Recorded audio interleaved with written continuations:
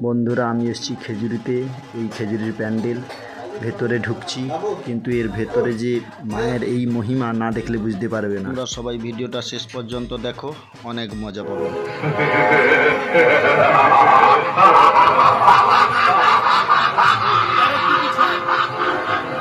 দেবাদিদেবের বরে মহিষাসুর অজেয় ও অমর। সেই আনন্দে তার অত্যাচারের মাত্রা ক্রমাগত বেড়েই চলল।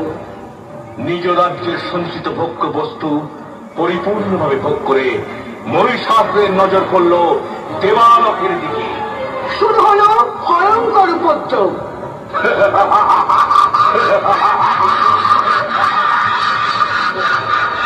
মহিষাসুরের অত্যাচারে আতঙ্কিত দেবতারা ছুটে যান মহাদেবের কাছে।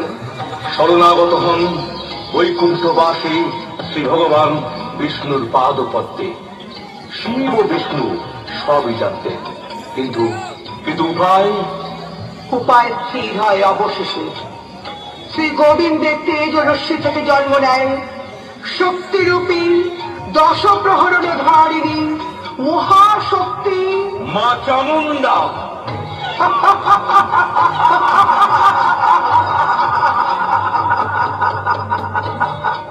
অপরূপা, অনন্যা ও সুন্দরী দেবী মূর্তিকে দেবতারা সজ্জিত করলেন নানা সাজে, নানা অস্ত্রে। মহাদেব দিলেন শূল, বিষ্ণু সুদর্শন চক্র, বরুণ দেব শঙ্খ, বাসুকি দিলেন নাগ, পবন দেব দিলেন ধনুর্বাণ, ইন্দ্রদেব বজ্র ও ঐরাবতের ঘণ্টা,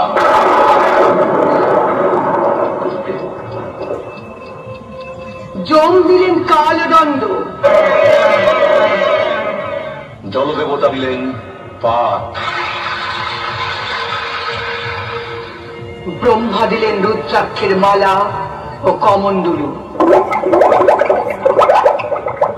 কাল দিলেন খড়গ ও ঢাল,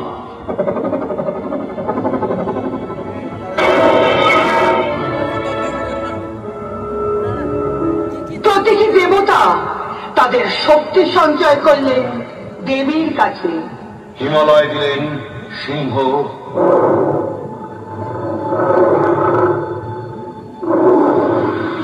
শুরু হল মহারণ। দেবীর সঙ্গে মহিষাসুরের যুদ্ধ শুরু হয়ে গেল। সারা ব্রহ্মাণ্ড জুড়ে শুরু হলো মহাপ্রলয়ঙ্কর রণ।